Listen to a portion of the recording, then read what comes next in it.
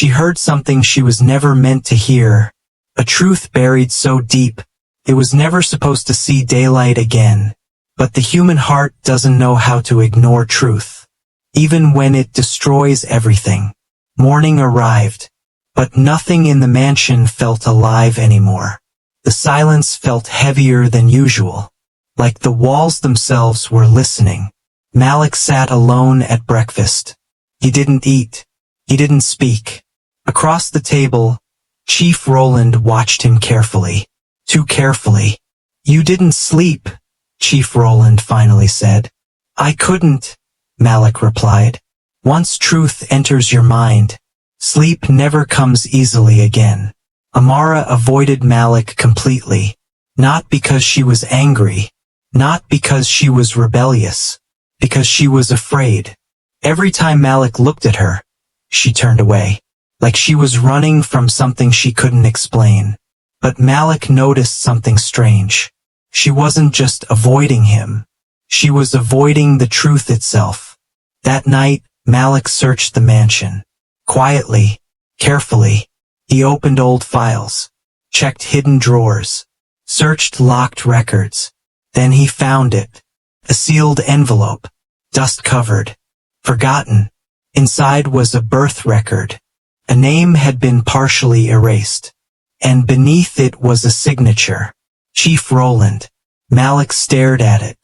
"Why would my father sign this and erase it?" he whispered. "What is he hiding?" A sudden movement made him turn. Grace stood in the hallway, shaking, breathing unevenly, like she had been running from fear itself. "Tell me the truth," Malik demanded. Grace immediately stepped back. "Stop digging, Malik," she whispered. "You don't understand what you're touching. Then make me understand."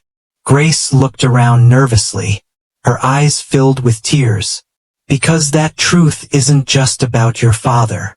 Her voice broke. "It's about you too." The air seemed to freeze. Malik felt his chest tighten. Something was wrong. Very wrong. Grace struggled to breathe. Then finally she spoke. "Amara is not just my daughter." Tears rolled down her cheeks. "And she is not just your father's child." Silence. The words hung in the air, heavy, terrifying. "You and Amara." Grace paused. "You are connected by blood." Everything stopped. Even time itself seemed frozen. "No," Malik whispered. "That's not possible." Grace slowly shook her head. "Your father lived 2 lives, and one of them destroyed us all." Malik stumbled backward, his mind struggling to process what he had just heard. Amara, the girl he protected, the girl he cared about, the girl who had unknowingly become the center of his world. She was part of his own bloodline. So all this time, his voice cracked, "We were both victims." Grace didn't answer. She simply cried. Far away, Amara walked through the mansion. She felt the tension, the fear, the silence. She stopped suddenly. A strange feeling settled in her chest. "Why does it feel like my life is breaking apart?" Without reason, she slowly continued walking, completely unaware that the truth was chasing her. Then Chief Roland appeared. His presence instantly changed the atmosphere. "What have you done?" he asked coldly. Nobody answered. Malik looked at him differently now, not as a son looks at his father, but as a betrayed man looks at the person who destroyed his life. "You ruined everything." Chief Roland smiled faintly, dangerously calm. "You know nothing about what I saved you from." That evening, the mansion filled with guests. Cameras flashed. Laughter echoed through the halls. Fake smiles covered every face.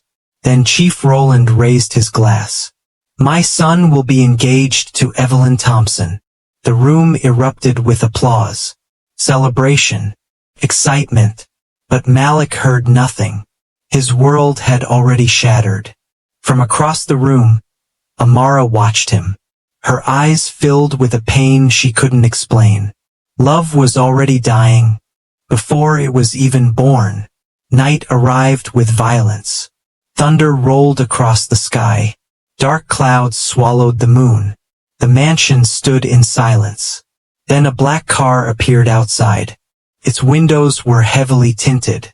There was no license plate. Amara stepped outside, confused. She looked around. Suddenly, a hand grabbed her. She screamed and struggled. "Let go of me!" Another hand covered her mouth. Her cries disappeared into the darkness. She fought desperately, but it was useless. Moments later, she was forced into the vehicle. The door slammed shut. The engine roared. And within seconds, the car vanished into the night. Inside the mansion, Malik's phone vibrated. He pulled it from his pocket. A message appeared on the screen. "Stop searching for the truth, or she dies next." Malik froze. His eyes widened. His heart stopped. Amara! Without hesitation, he ran outside. His pulse racing. His mind in chaos. But he was too late. The car was already gone. One secret had been exposed. One girl had been taken. And a family had been destroyed from the inside. This was no longer a story. This was war. And the nightmare had only just begun. Do you think Malik can save Amara? Or is it already too late? Leave your thoughts in the comments. And prepare yourself, because episode 3 will change everything.